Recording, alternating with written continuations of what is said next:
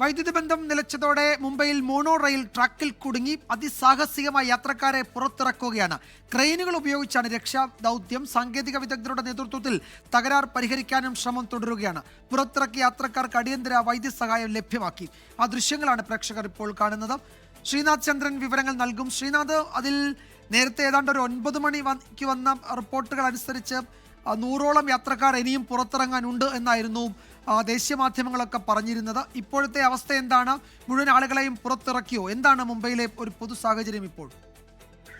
വിജയകുമാർ, ഏതാണ്ട് മുഴുവൻ യാത്രക്കാരെയും ഇപ്പോൾ പുറത്തിറക്കാൻ കഴിഞ്ഞു എന്നുള്ള വിവരം വരുന്നുണ്ട്. അത് ഔദ്യോഗികമായി സ്ഥിരീകരിച്ച് ലഭിക്കേണ്ടതുമുണ്ട്. ചെമ്പൂരിനും ഭക്തി പാർക്കിനും ഇടയിൽ വെച്ചാണ് മോണോ റെയിൽ അതിന്റെ പ്രവർത്തനം പെട്ടെന്ന് നിലച്ചത്. ഈ ട്രെയിനിൽ ഏതാണ്ട് 200-ലധികം യാത്രക്കാർ ഉണ്ടായിരുന്നു എന്നതാണ് പറയുന്നത്. ഒരു ഓവർ ക്രൗഡിംഗ്, അധികമായി അതിന് വഹിക്കാൻ കഴിയുന്നതിലധികം ആളുകൾ അതിൽ യാത്രക്കാരായി കയറി എന്നതായിരുന്നു ഇങ്ങനെ ഒരു പ്രശ്നത്തിന് കാരണം എന്നതാണ് പ്രാഥമികമായുള്ള ഒരു വിലയിരുത്തൽ. അതിന് സാങ്കേതിക തകരാറുകൾ വേറെന്തെങ്കിലും ഉണ്ടോ എന്നുള്ള കാര്യവും അല്പസമയത്തിനകം തന്നെ അത്തരം വിവരങ്ങൾ കൂടി പുറത്തു വരും. ഏതാണ്ട് 6 മണിയോടെയാണ് ഈ സംഭവം നടക്കുന്നത്. പിന്നാലെ തന്നെ യാത്രക്കാരെ എത്തിക്കാൻ വേണ്ടി സാഹസികമായ രക്ഷാദൗത്യം തന്നെ വേണ്ടി വന്നു. നമുക്കറിയാം, ആകാശപാതയാണ് മോണോ റെയിലിന്റേത്. അതുകൊണ്ട് അവിടെ നിന്ന് താഴേക്ക് ഇറങ്ങാൻ വലിയ ബുദ്ധിമുട്ടാണ്. സാധാരണഗതിയിൽ അത് സാധ്യമല്ല. അതുകൊണ്ട് ഡോറ് തുറന്ന് ക്രെയിനുകളും മറ്റും എത്തിച്ച് ഓരോരുത്തരെ ഈ താഴെ ഇറക്കേണ്ട ശ്രമകരമായ ജോലിയായിരുന്നു. അതുകൊണ്ടാണ് ഇത്ര അധികം സമയം ആളുകളെ പുറത്തെടുക്കാൻ വേണ്ടി എടുത്തത്. ചില ആളുകൾക്കെങ്കിലും ശ്വാസതടസ്സമടക്കമുള്ള ബുദ്ധിമുട്ടുകൾ നേരിട്ടിരുന്നു. കാരണം മോണോ റെയിലിനകത്ത്, ട്രെയിനിനകത്ത് ആളുകൾ തിക്കിത്തിരക്കി ഉണ്ടായിരുന്നു എന്നതാണ് മനസ്സിലാക്കുന്നത്. അതുകൊണ്ട് കുറെ നേരം ട്രെയിൻ ആ തരത്തിൽ നിൽക്കേണ്ടി വന്നതുകൊണ്ട് ബുദ്ധിമുട്ട് ചിലർക്ക് ഉണ്ടായിട്ടുണ്ട്. അവരെ ഇപ്പോൾ ആശുപത്രിയിലേക്ക് മാറ്റുകയും ചെയ്തിട്ടുണ്ട്. വിജയകുമാർ.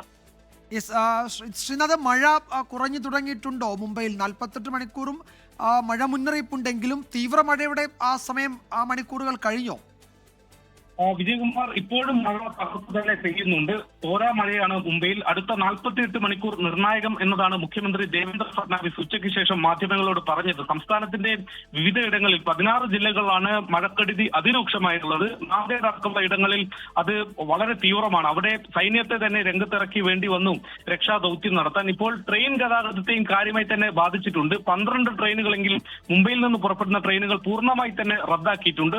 കേരളത്തിൽ നിന്നുള്ള ട്രെയിൻ ഗതാഗതത്തെയും അത് ബാധിച്ചു എന്നതാണ് ഇപ്പോഴത്തെ അവസ്ഥ. തിരുവനന്തപുരത്ത് നിന്ന് ചണ്ഡീഗഡിലേക്കുള്ള Sampark Kranti express 122-17 number train 7 മണിക്കൂർ 45 മിനിറ്റ് വൈകിയാണ് ഇപ്പോൾ ഓടുന്നത്. അല്പസമയം മുമ്പാണ് പൻവേലിൽ നിന്ന് അത് യാത്ര വീണ്ടും തുടങ്ങിയിരിക്കുന്നത്. തിരുനെൽവേലി ജാംനഗർ എക്സ്പ്രസ് 19-577 ട്രെയിൻ അത് കല്യാണിൽ നിന്നും ഇപ്പോൾ വഴി തിരിച്ചു വിട്ടിട്ടുണ്ട്. 5 മണിക്കൂർ 30 മിനിറ്റ് വൈകിയാണ് അതിപ്പോൾ ഓടുന്നത്. മുംബൈയിൽ ഇനി ശേഷിക്കുന്ന റെയിൽവേ സ്റ്റേഷനുകളിൽ ആ ട്രെയിൻ എത്തില്ല. നേരെ സൂറത്തിലേക്കായിരിക്കും ആ ട്രെയിനിന് എത്തുക. ഒപ്പം തന്നെ LTT കൊച്ചുവേളി സൂപ്പർ ഫാസ്റ്റ് അന്ന് വൈകിട്ട് പുറപ്പെടേണ്ടതാണ്. അത് ഇപ്പോൾ രാത്രി 10 മണിയോടെ പുറപ്പെടും എന്നതാണ് ഏറ്റവും ഒടുവിൽ വന്ന അറിയിപ്പ്.